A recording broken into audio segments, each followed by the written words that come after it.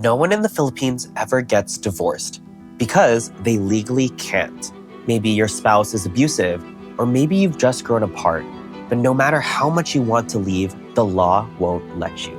Many blame religion for keeping divorce illegal, but politicians have just as much control, unwilling to challenge long-standing beliefs, forcing countless Filipinos to navigate complicated legal loopholes just to find freedom. Meanwhile, in every other country except the Vatican, divorce is a basic right because they recognize that the issue isn't about undermining marriage, it's about giving people a choice. How much longer will Filipinos be denied the same rights as the rest of the world? If religious freedom is a constitutional right, why does one's faith dictate the law for everyone? And if it really is beneficial, how could legalizing divorce change the lives of countless Filipinos for the better? I'm Albea, and this is One Down, where we redefine Filipino.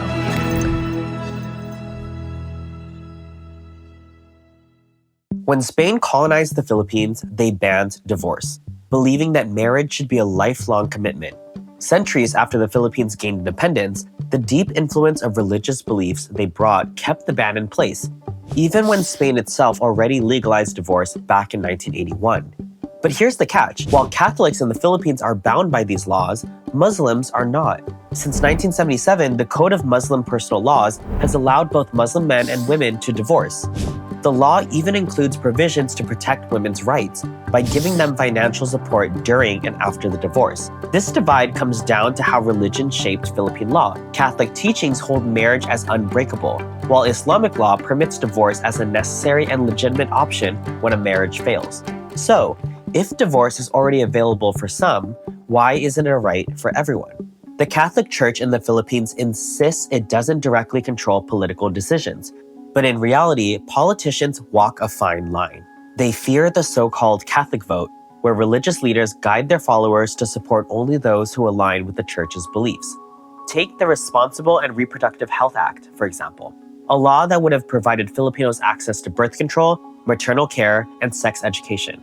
For over 14 years, countless Filipinos struggled without basic healthcare services, all because the church fiercely opposed it. Women in particular face the majority of consequences: unwanted pregnancies, limited family planning options, and a lack of education about reproductive health, all while waiting for a law that could have helped them years prior. At the same time, issues like same-sex marriage are pushed to the background as lawmakers refuse to challenge the church's firm stance against LGBTQ+ rights. When it comes to divorce, the story is no different.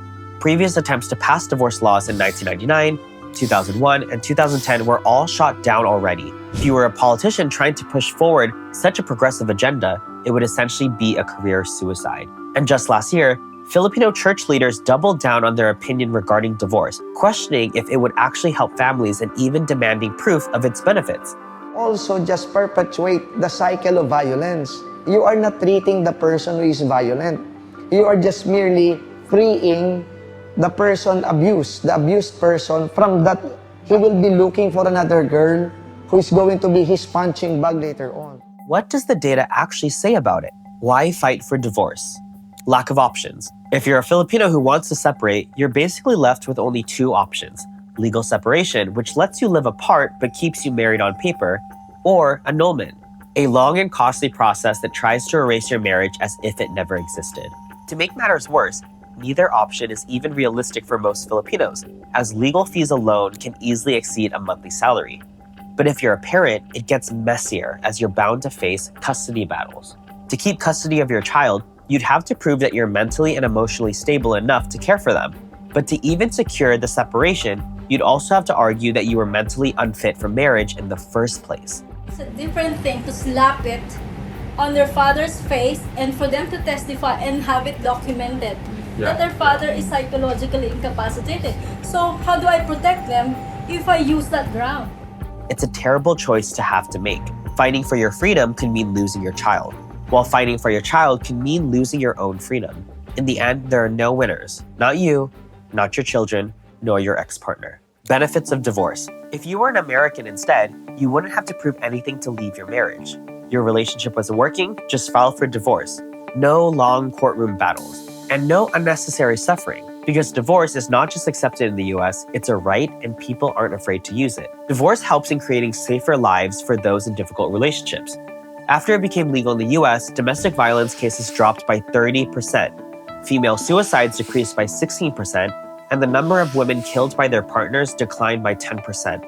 With half of all US marriages ending in divorce or separation, one thing is clear. When people have the option to leave, many will take it. Knowing they can walk away if things go wrong didn't mean they stopped trying to make their marriages work.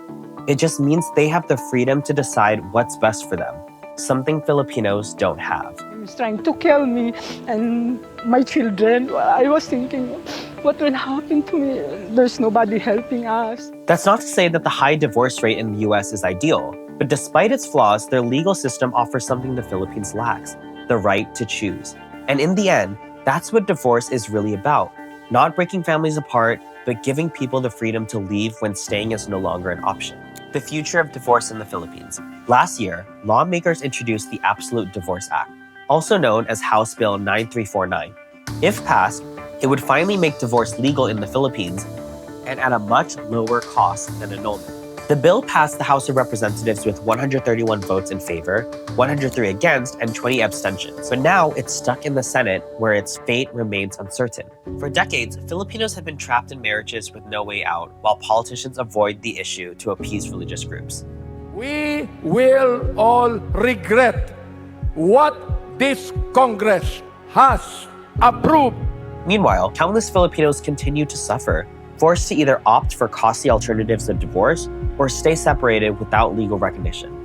Bigyan natin ng pagkakataon ng mga naaabusong kababaihan at kanilang mga anak ng isang pagkakataon na mabuhay sa isang pamilyang puno ng pagmamahal. With the Absolute Divorce Act now in the Senate, change is closer than ever. But will lawmakers finally act? Thanks for watching. Don't forget to subscribe to One Down, drop a comment, and let us know. Are you in support of divorce getting legalized?